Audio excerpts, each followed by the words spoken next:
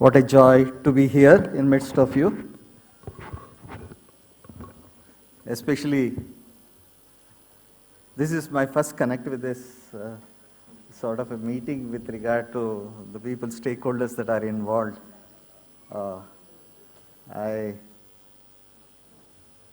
would like to address all the dignitaries on the dais, especially after the, that very Millets punchful address by Palanimuthu. Perhaps we all have to fade behind and then look forward. But I have the other side of the story. I think it's very important that all of us must know the story of millets. It's very important that where we come from, why we should go for millets, and what has happened, and how today we are able to rediscover the resurrection of the millets. So thanks for the organizer for giving me this opportunity.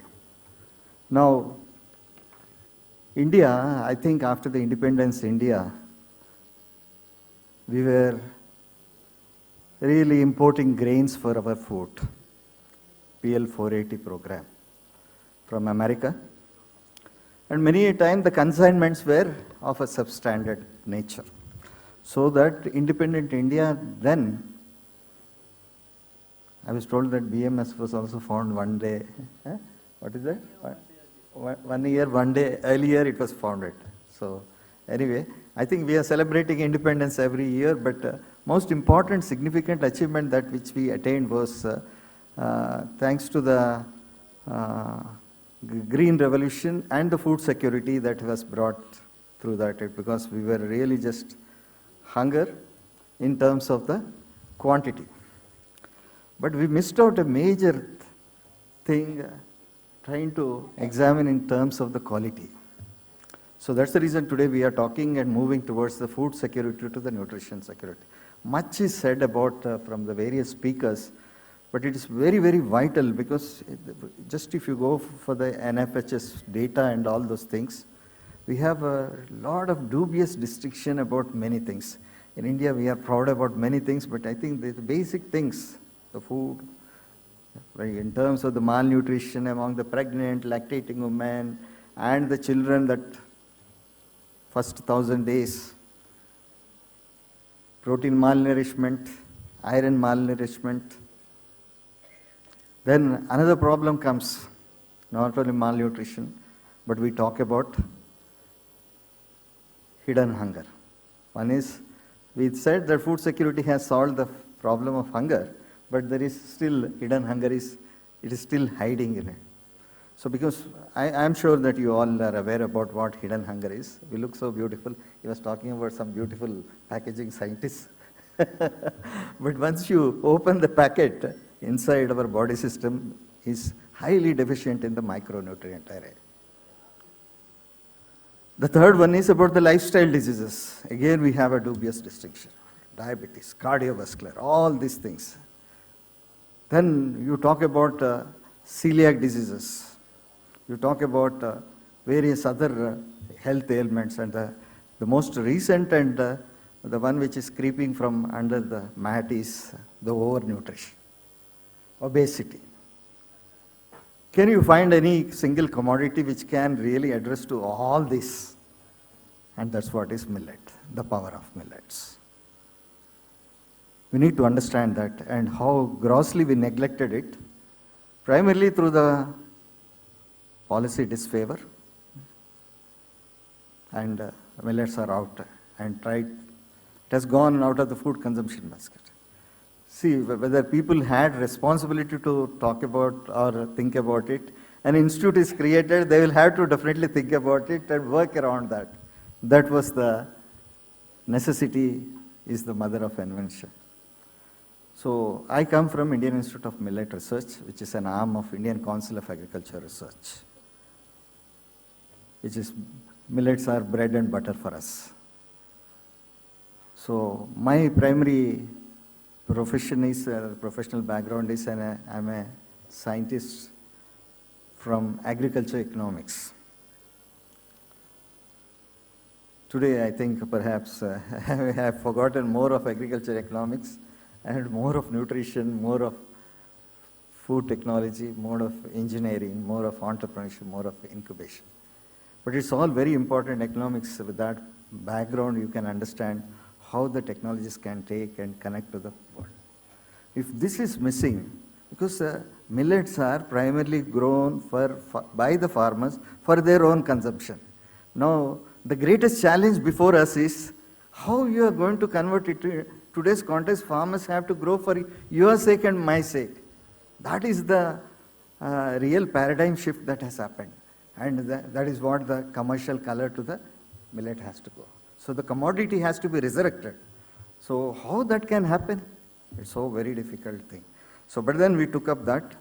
And one important thing is, whenever you just want to really resurrect any commodity, first, you need to understand the USP, unique selling proposition.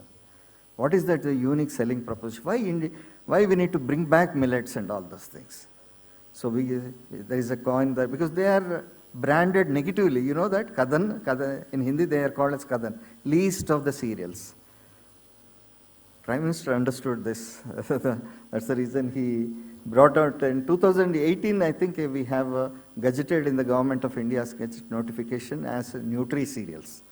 Then we thought that even that is not there, and Prime Minister's office has researched and gave a Sanskrit name, Shri Anna.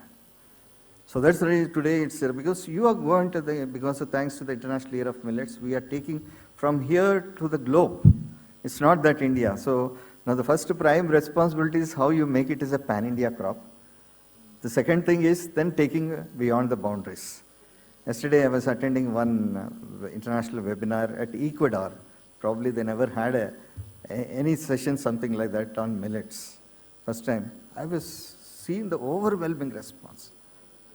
They want to see that how your success story can be replicated here. So when we found that more and more research is happening as in a crop institute, the productivity is going up, the area was coming down. It means the problem of millets problem is not of a supply, but it's a problem of demand. Number of mouths consuming have come down. He was telling about Kamal Vadran Rao. There's an animal feed.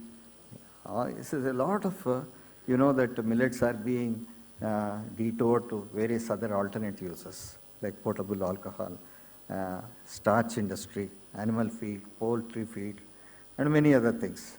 So farmers, they don't see any money in it. So we thought that there is a need for us to brand, and now today we are branding them as a smart foods. Please remember these things, very important, especially those who are thinking about getting into an entrepreneurship. The USP is that smart foods. What are smart foods? They are good for you, good for the farmer, good for the environment, and good for the business also. Can you put this matrix before people?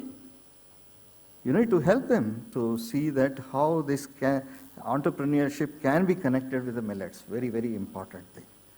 How you are going to market millets and all this.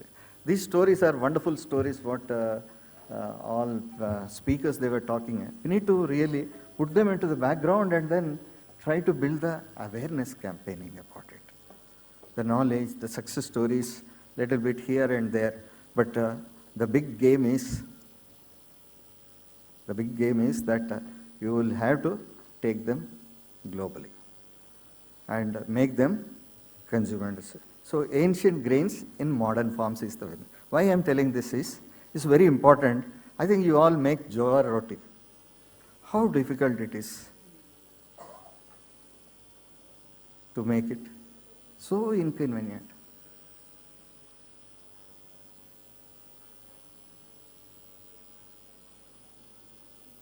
There is no gluten in it. So, in the absence of gluten, that binding nature is a problem. Today, people are looking for ready to eat, ready to consume, not spending so much of time to make it with heart and all those things. Some great women are there, they're still passionate, they can do that, but majority, if I give it to my wife, she'll throw on my face on a daily basis. Making inconvenience. So, A disruption has to happen when you want to bring in the processing diversification. This is what is very important. How you make the millets more convenient. I think I saw your theme, very nice, building a healthier and tastier Bharat with millets. So I will put it in a simple way, health meets taste. Health meets taste. Can you bring these two things together? And then the convenience. And it is going to click that. That's very important, that this message has to go, that people must know, yes, it can also be conveniently available in the markets. You don't need to really go only, because today's context, the consumer needs wider options. You don't say that you eat roti, which is convenient enough. For a festival, it is okay. Not for on a daily basis, because wife and husband both are working. Where is the time for you to do that? Taking the children to the school, attend to your husband, and then you will have to go back to your office. So these are the needs that which we need to understand. The consumer psyche we need to understand and build a model around that to make that how you can make it a more a commercial thing. So we built a value chain around that. We have pioneered in building the value chain, because I'm talking about 2007-8, when people were not very keen about millets.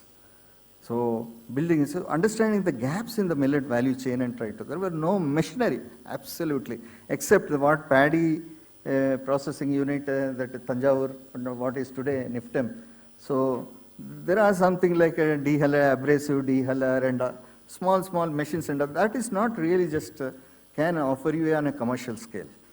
And these are grown by the small farmers. How you are going to aggregate, build it? So this is what the value chain. So with the help of ITC, Agri-Business Division, National Institute of Nutrition, and Britannia, and some of the state agriculture university, we have built a value chain which is being funded by the World Bank project to begin with. We thought it would be only one project that which we can take it. So what we brought out various verticals is how you are going to build the commercial color to the cultivation, so that the farmer sees money in it, millets, which we is not able to see before. Then he will start increasing his productivity. That is the first starting point. If you don't make farmers convinced, you will not be able to convince any of these actors in the value chain. So the backward integration, you cannot commercialize any product with a small units like half an acre and all this. You need to bulk, collectivization, aggregation, what we are talking about the farmers producer organizations in today's context. And these are all, 222 million tons of the food grains, and where is 17 to 20 million tons? You have very little of it. So how you are going to really build the market around these things? It's very important that let us understand that we built a value chain. And the second thing is the nutritional data. You cannot call people as a Nani story, saying that Nana Mas told us that this is very good for your health. And you need numbers. How clinically you are going to validate the data? Good for diabetes. Okay, TK, how much HbA1c can be controlled by consuming millets and all this? Do you have any proof of the data? Evidences, I think if you would have stayed, you would have heard this story, how difficult it was for us to get NIN converted to this millet sector and make them to do some clinical trials. And finally we published. Thank God, a positive result has come in a community clinical trial study setup. Now you have some data, base data, which is for the diabetes, for various other things. Now it is scaled up and meta-analysis is being done. And a lot of data generated by so many other institutes like CFTR, NIFTEM, and many other National Institute of Nutrition. Now this is all very much needed for labeling the products. Now you need to see that what ultimately all these things, how they are going to convert to make it a commercial product, and which can be saleable, which can be sustainable also. The third point is about how you diversify the processing technologies. Primary processing, secondary processing, as a specialist is here, but we had a necessity because we were crop improvement institute, but at that time the focus on the entire country was on rice, wheat. We had to really pull up our socks, make our feet dirt, and get into the field and start working with the help of the consultants and start processing, diversifying the processing. But the major disruption was You just keep aside the protein, which is not there, and work on starch and its gelatinization. And through the hydrothermal treatments, and bring in processing diversification across. Now you have all the processing diversification, what you call is right from the milling, then you go for extrusion, then you go for the cold, hot extrusion, baking, nixtamalization, parboiling, fermentation, all these things. Millets, a lot of traditional knowledge is there. What you need is a refinement of that technologies to scale it up further and to provide to the industry. That's very important. Otherwise, you cannot take it. You keep talking about these things, but more important is the base, how you can bring about all these things. Then after, they have very low shelf life. I'm talking a little bit of my own story with the other side of it. Very difficult to deal with them. Pearl millet, one week in the North India, they don't keep it. After that, they will throw it away. Now you need to make it a not only domestic market suitable, but also, but fortunately, if you just make that, whatever the powder or the atta, convert into the extruded form, 4 to 6 months. I think, Palniji, you agree with me? Just a simple translation from one processing technology to the other, and it is more healthier technology, where the bioavailability of the minerals will be higher. So now you have all the series of the products that are made available. Every institute will do that, this much is fine. But taking to the public is very important. You popularize. So we did some sort of with the millet rath and all those things going around the places and trying to, when people saw idli, dosa, all made out of this millets, simple translation from atta to change the particle size, then you will get the convenient products like idli, dosa and all. So suji, you don't need to pat, wheat and all this. You replace with the rice, suji with that of the jawar suji. Now you all know that. But you will have a profile of the products which can be offered immediately. That was the first product that which we thought we do. Then the flaking, then the extruded products, then puffing, popping, and a series of products. Now we have come to a stage, the plant-based proteins. You need to understand scientifically also. You cannot build a value chain just like that. You need to give a scientific base and technology base. That's the reason India today stands as a leader. And Prime Minister is saying, we are the global hub of millets. We produce 20% of the global, that's all, not much, 80% is produced across. But still we are the global leader because the science of millets has to be built on and the value chain has to be built on and to take it to the next level. Then the entrepreneurship development, because you know that, but you will have to do that. What are the recipes? How people have to, the cooking with millet is not the same as that. It's not like a wheat chapati, you can do that. Everywhere you find that the gluten is coming as a problem, processing and all. So can you make, how you are going to bring in variety of the dishes? Thanks now today we have thousands of recipes and international recipes we have published and it is distributed across all the 121 countries also. No, all these things are done, but it has to be scaled up and all. Now the policy was, people were not willing. The same Karnataka, I think 10 years ago when I came here, there was a very poor response, though Karnataka is one of the major millet state and all this. Thanks to, I think, Bairegoda, the former minister, he was a millet proponent and he has shown the way to the people of Karnataka and other states also. So all the policies that are coming from central government will not be adopted. That was a failure. There was a big millet promotion program came. I was the nodal officer for the entire country. We have provided a lot of subsidy for the machines and all this, but it was a lot of learnings and failures also. But when the states owned this sort of a millet machines, then you saw that success coming up in a big way. And Karnataka is the leading hub in millets. Now I think of late there are some political changes here and there, all those things. Odisha is taken over, little ahead of you. But still Karnataka has a huge potential. You talk about your ragi, no? Now today's context, it is the branding that is very important. You don't find the type, quality of ragi that is produced in Karnataka, nowhere in the country you will get it. Definitely not even in African nation. You can pat, you can clap it, pat your backs and all those things. No, you don't know how to brand it.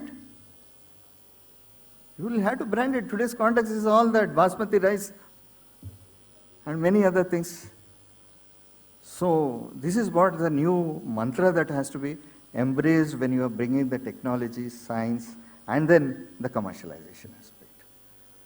And if you are too much thinking about, Madam se baat kar raha tha main, Suma Madam said, and she was very keen that the industry should be brought here and all those things. Okay, fine, industry will come, but you should know that the basic things, if you are all the time after IPs, patents, papers, and all this, you will never achieve. I led this value chain, I am telling you, I put all the things behind my back. No papers, no, I will have to take the products to the public, to the common. Otherwise, I would not have achieved this particular thing. The millet value chain was so successful, we have registered a brand called, the first brand in millets was Eat Right by Indian Institute of Millet Research. Subsequently, we bring in many other partners and all that. It was instant success. But see, commercialization is not our forte. We had to go forward. And what I saw is that how the startups can be encouraged to take this. Because when we went to the public with the wet sampling, there was a huge applause. Consumers are very appreciative about that. But more than consumers, who were appreciative were entrepreneurs. They are seeing new products. They want new products. They are hungry for that. And we started giving technology licenses to them so that they can go ahead and all this. With a very simple terms and condition, don't put that at all. And we were learning because a public institute, central government institute, a typical mentality will be there. Okay, as a license de diya, theek hai, chhod do, baaki un log kar lenge. Baad mein we started learning. No, you need to handhold them. You cannot just leave that at that point of time. Then we thought that this is what it is, the incubation. We applied for Department of Science and Technology. Before I presented to the jury, because we have taken all the cakes made of ragi and all those things, they saw that he ate and they said, this guy is the right guy. He can do that job. So we are fully convinced we will give 10 crores rupees for them. Let them build a technology business incubator. That was the key point of last mile connectivity that which we could build for the first time in the country. Bring the entrepreneurs onto that. And today you believe that is what we call as a Nutrihub, sir, branded as a Nutrihub. Now, I am a typical scientist. I don't know all this business acumen, but we were learning things. How to really handle this, understanding working with ITC, we were trying to learn. Maybe after 5 years working with the farmers for 5 years, I have become an ITC man, they have become a researcher. So this is what the learning that should happen. And the entire thing is that it has translated today when Prime Minister of India has taken the lead in taking the millets to the forward. The first position paper that has got to UN agency was the science-based position paper that has come from Indian Institute of Millet Research. And we have presented that at the UN and finally they agreed. And today Prime Minister is parading all the startups to the world. It is directly or indirectly contributed by Nutrihub. You know how many startups past 5 years have come? More than 500. I'm not talking about the entrepreneurs who are diversifying from organic to that. Other than that, 500, out of which we are, at least we have a claim upon 400 startups. Do you know that some quiz question, how many startups, millet startups are there in Bangalore? 100. I think it is over that. More than that. I think the highest number of startups in millets come from that. Clap. From Bangalore only. So you have all that wherewithal, that the supply chain behind the forward integration, the branding and all those things. Now the new mantra is that FPOs, now startups all are coming and scaling into acceleration. So we started bringing the big players like ITC, already we brought Britannia, then Nestle, PepsiCo, HUL, all the big industries are in the millet industry. They have a product profile. See, why I am telling, what is the advantage that which we are going to have is, by their coming, see, small volumes will not make much difference for the demand and all this.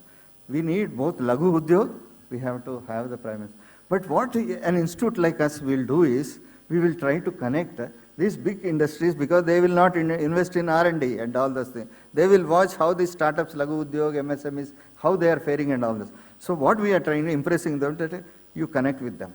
you train them, you use their business plans so that you can launch those products and all those things. Backward, you procure the material, raw material from the farmers producer organization. So our presence, we want to make and ensure that both, it's a win-win situation for all of us. I'm sure that till 5 years down the lane, you will not get a bigger production because you have only 20 million tons which has to go that. Now we were just getting into the mainstreaming and public funded programs like ICDS, midday meal and all. Now you have only 20 million tons, where you will take? Somebody will push you for export, somebody will push you for midday meal, somebody will ask for something else, Ayush products and all those things. Oh, 20, that's the reason prices are very high. In a short time it is going to be there. In the International Year of Millets, its problem started with the demand, but it ended with the problem of supply. We are short by 40%. 40% supply. So a public institute like us, we are coming with strategies, try to how the production can be enhanced by bringing more areas into that, and we need support of many stakeholders. You might have started one, two, now we want all the stakeholders to be together and all that. I am so elated to see that how beautifully this program is being organized, and the theme is very appropriate with all these things. Now that this incubation, what I was telling, it is proving a great thing. Now Nutrihub is making a lot of noise, not only in the Prime Minister office. The other day we said that there was an exchange, there was an inquiry, expression of interest from Egypt saying that we want this Nutrihub model there in our thing. So it's going to be international, global, because Prime Minister is our brand ambassador. Now can we respond to this? Is it that only one institute can do that? All of us together will do that. I feel there is a responsibility of all of us to take those things forward. Now the platform is built. Okay, TK, but we should not just rest on that past and be complacent about that. But we need to move from that, scale up, move forward and take things. It's a responsibility of every woman who is the head of the department in their houses, respective houses, to include millets and all those things. So now India is a global hub of millets, and Prime Minister has announced that Indian Institute of Millet Research is a global center of excellence. So we stretch out our arms and say that all the collaborators, please come together and make this muscle more stronger with various stakeholders putting together and take things forward. And I want to tell you that because this is I'm understanding that there are some people who are prospective entrepreneurs, also are entrepreneurs by now itself. We have 2 programs which we can facilitate funding also, from 5 lakhs to 25 lakhs. Oh, even the faculty also can come. I'm telling you, 5 lakhs to 25 lakhs. So far we have delivered to more than 100 startups this money, and also more than 10 crores of money. 5 lakhs to 25 lakhs. We have a process, definitely, but this is the only incubator which deals with primarily on millets. So if you have anything that we provide, we built up a huge facility of common facility. Thanks to Leads Connect, I think Anil and others have come, some of you know that. But I take this opportunity to invite all of you. Our doors are open. Please come and see how the entire value chain, how it is, right from the seed to the consumer. So that you don't need a single stop solution where you can find out. But I feel that there are a lot of research gaps that are there. We need to work with NFTEMS, CFTRA, still some problems of the shelf life, because if you want to export, it has to be more than 12 months. So no single institute can work and all this. So specialization comes. So we need to work with the institutes and the best minds in the country, not even a private institute like BMS. You should think about what best. You're talking about the neural things. So why not? This is not a rocket science. Shelf life is not a rocket science that you cannot do that. But addressing this will gives you a lot of social value. Please scout some students, send it to our institutes. We will be able to produce something good results, I'm telling you. So please, we would like to make relevance to the entire country, all the stakeholders, and take things. These 2 schemes are there. People can use them. And I think I have done with my thing. Let us make India a global hub of millets. But I think with this I would like to conclude. But I would not like to conclude without taking an oath on millets. Having come here, I think after hearing so much, I think there should be some commitment for us, either for consuming it, or for producing it, or utilizing it. or getting into the business of millets. Some way we will have to give a connect to. So shall we take a commitment? All of us, let us stand. We have been sitting for a long time. Just for a change, let us stand and stretch our hands. Very small oath.